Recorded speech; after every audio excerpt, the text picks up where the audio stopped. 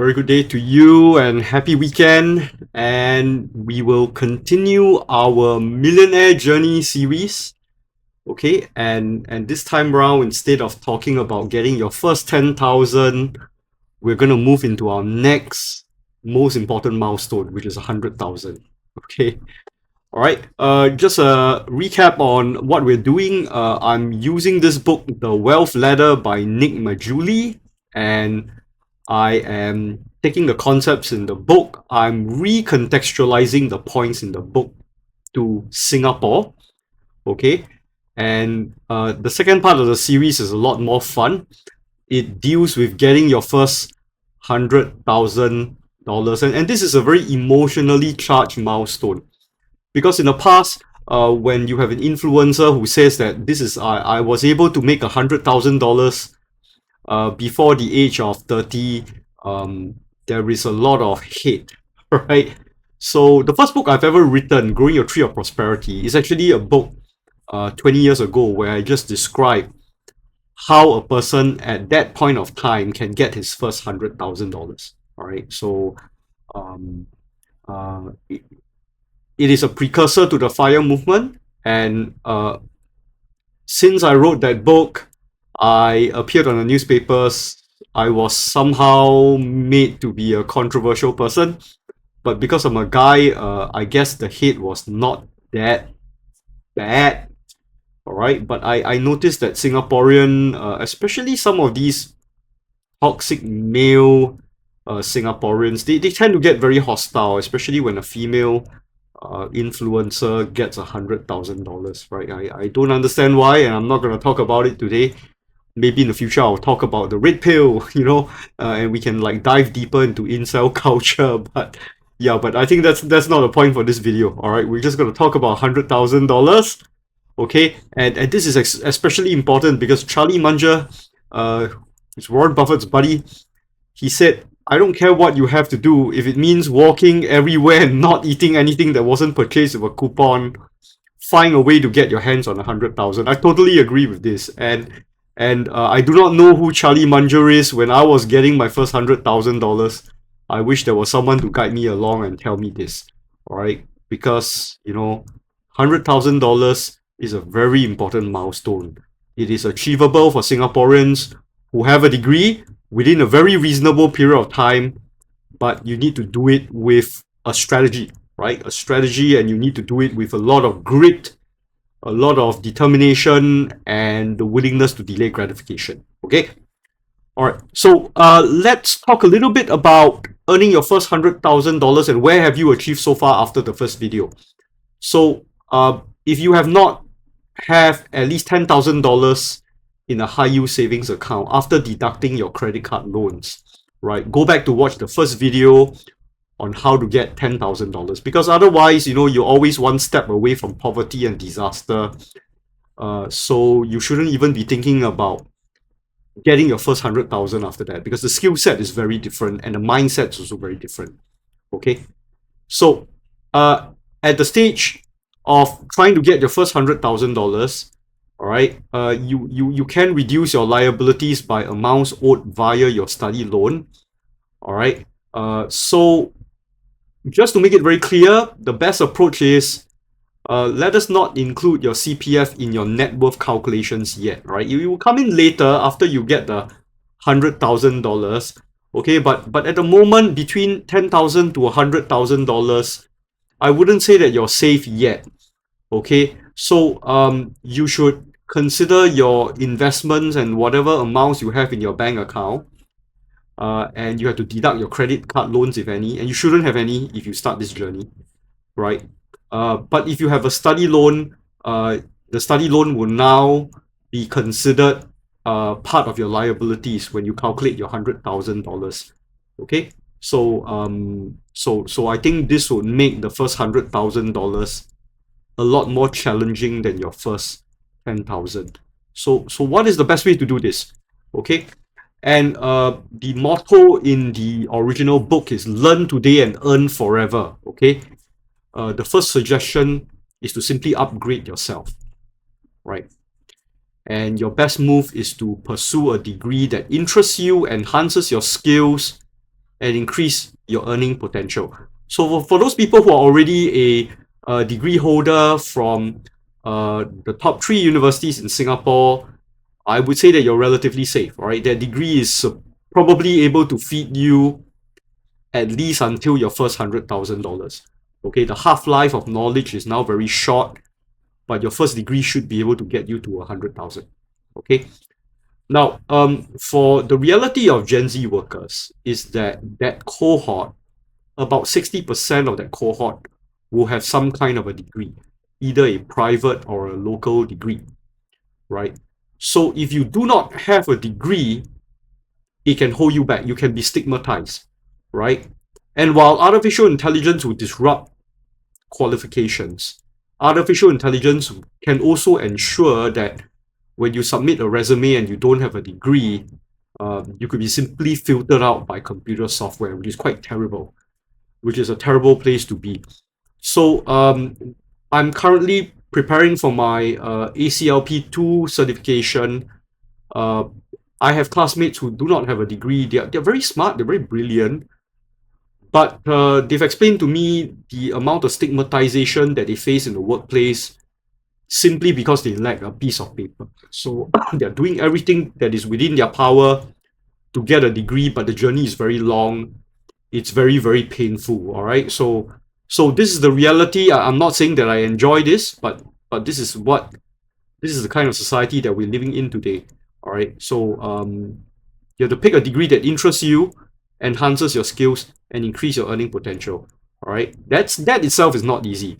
Okay. And so what I've done is I can work out a few examples for you where it's very obvious. Okay. So at least from the Singapore context, the sexiest MBA to have, in my opinion, is probably not an MBA from a local university, but an MBA from INSEAD. All right, it allows you to study here in Singapore. Because the INSEAD MBA somehow, it's very transparent about their starting salaries, and their starting salaries is about 130,000 Singapore dollars a year. Right, it's good, right? Because you know exactly what you're buying, and you're buying an increased salary. Now, the problem is you have to qualify for the MBA, and that means a fairly high GMAT score. I'm not sure. My GMAT was 720. Probably I can't get in, right? You might need 730 or 740 to get into INSEAD, right? And you also need to know several languages and have coding skills in order to be able to get into this program. Now, the cost of the program, however, is a killer, which means that if you go for the MBA, you're going to be down maybe 160,000 Singapore dollars, right? So if you can consider getting a loan, right, you'll be negative for quite a while. But because you have a very good MBA and you got a starting salary of 130,000, you should be able to break even within a year or two. Okay, yeah. So the ROI is exceptionally high. Okay, but you got to treat yourself as an investment. Okay, and definitely, might not be a good idea if you're thinking about starting a family. Okay, and it's a fairly risky investment, but I would expect the ROI to be better than any equity fund that you can buy. Okay, so INSEAD MBA, very obvious answer. The not so obvious answer is the Chartered Financial Analyst qualification, which I spent 3 years getting. It took me 19 years to get the CFA behind my name because I lacked the working experience. Okay, this is cheap. Okay, it's a self-study qualification. But of course, you might need some course providers for at least the level 2 and the level 3 exams. Okay, but the cost is a mere fraction of what the MBA can do. But obviously, the CFA would open some doors into the finance industry, but still up to you, right, to be able to find a seat in the finance world. Like for me, I wasn't able to do it directly to get a finance role, but because I published a book on personal finance, and I'm like a CFA candidate at that time. Hewlett Packard deployed me into the stock exchange as an account technical lead, and then that allowed me to be headhunted by the Singapore Mercantile Exchange, where I was able to become some kind of a hybrid, IT governance compliance kind of role. Okay, so but I'm pretty sure that I think young people are savvier these days. If you can get a CFA, you find some way of doing something with it, right? If not, it'll still make you really good at building your own portfolio. All right, so some hard truths, okay? If your work is not working for you, you need to job hop. All right. You cannot afford a dead end job between $10,000 to $100,000. You want to be a millionaire? Your job needs to give you a ladder for you to grow, okay? And there should be a decent increment. All right. Now, if you look at Singapore data, you can expect a 5% increment every year until you're 45 years old, right? But if you can job hop, it can give you a 10 to 30% increment per hop. So even if you have a very good boss in your company and you feel stable, right, you should always be looking out for number one. Okay. Now I would consider a couple of exceptions, all right, because I started my career in Procter and Gamble, which is a top employer in Singapore, right? It feels like heaven to work there, right? Even though eventually we got outsourced to Hewlett Packard, I still have very fond memories of my first company, and we still have gatherings with each other. If you're in a company like this, where the company culture is very strong, right, or maybe DBS, you might want to consider being more loyal to the company and maybe sticking longer and getting some lateral moves to just build up your working experience, right? Because these companies believe in investing in their people, even though you probably will not get a lot of job security in an American multinational, right? Otherwise, corporate loyalty is very, very costly, right? And I suggest that, in an SME kind of environment, you should be plotting your move every 3 years, okay? And hopefully in a job that gives you greater latitude or at least something to learn from, all right? You need to be aggressive about it. You can't even be polite about it, all right? If you want to be a millionaire, you look out for number one, okay? All right. Now, this is where I differ from the book, right? In Nick Bajuli's book, which is very data-driven, his philosophy is that from 10,000 to 100,000, you need to earn your way there, right? You exchange your time for money until you get $100,000. And the data shows that he's right, okay? I definitely can't go against someone who is actually very objective, very data-driven. But I think in the Singapore context, right, we can't just rely on our day job, given that there's all these problems with retrenchments and it doesn't pay to be loyal, right? And given that in Singapore, Singaporeans are actually quite good at saving money, right? So you might want to consider doing a little bit of financial education at this point of time, all right? Okay, now I remind everybody that I'm a financial trainer, so everything I say might be a little bit self-serving, okay? But you judge based on what I say, see if I'm right, okay? Now, you should get your feet wet in the financial markets, right? You're not at the stage like me in my 20s where there are no exchange traded funds. I'm forced to buy unit trusts, and I'm paying a 5% sales fee and about 2.7% management fee every year. Okay, you're in a much better place now. Open a brokerage account, okay? And for young people, I know you love custodian accounts. I'm a big fan of the traditional account, but I think it's fine, right? Get a custodian account, open it, don't open a CDP, right? Start with a tiny position, right? It can be just 100 shares of DBS or maybe OCBC. Just learn how to collect money every 2 to 3 months, okay? DBS is a good starting position, right? Otherwise, something like Mapletree Industrial Trust, very stable, pay 4 times a year. Something for you to learn, right? You can lose a little bit of money, is fine. You're like paying tuition, okay? So get a REIT with a strong sponsor and learn to collect some dividends every quarter, right? Alternatively, you can look for a globally diversified equity ETF, provided by Vanguard like VT, or a UCITS ETF from iShares on the London Stock Exchange, right? A lot of folks in the FIRE movement will be able to tell you what kind of ETFs that you can buy from the London Stock Exchange, like VWRD, IWDA, Yeah, and there are also books that you can buy from local authors that like to talk about this. But I think between 10,000 to 100,000, you really need to get started, with paying a little bit of tuition to get some amount of financial literacy. Okay, so what you're trying to do is, instead of trading your time for money, you spend your evenings figuring out how to use your money to make more money. So your time will continue to be sold to your company, right? But you also know how to use your money to make money, right? Now, basic financial literacy skills is very important in Singapore because Unlike the UK or the US, financial advisors in Singapore are pure commission personnel, which means that when you have an old friend who call you up and invite you, for a McDonald's meal, they're trying to sell you a very expensive product like an ILP. And your best defense is to learn how to invest on your own, because you can have a meaningful discussion about finance with that person who might not know as much as you, right? And you can tell him that you mean business, and you can reject him as well, all right? Now, the industry is evolving very quickly.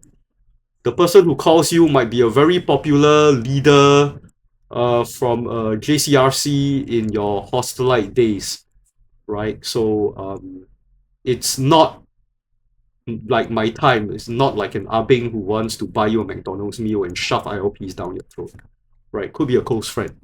Okay, so you need to arm yourselves and prepare for these pitches to be done to you. Okay, that's a life skill. All right, and the schools don't prepare you for that.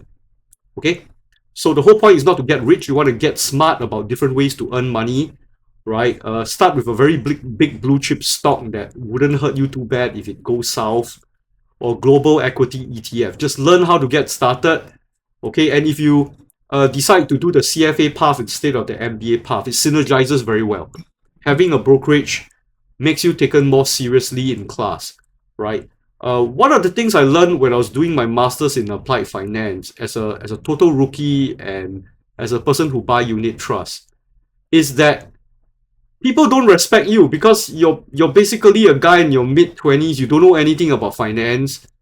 You have like one unit trust, a Templeton Global Equity Fund, right? And the people, the adults in the room, the people in their 20s and 30s, the lecturer will just come in and say things like, hey, how's the market action today?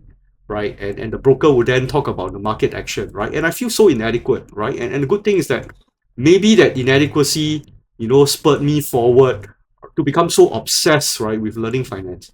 Okay, so it's something that you really want to think about.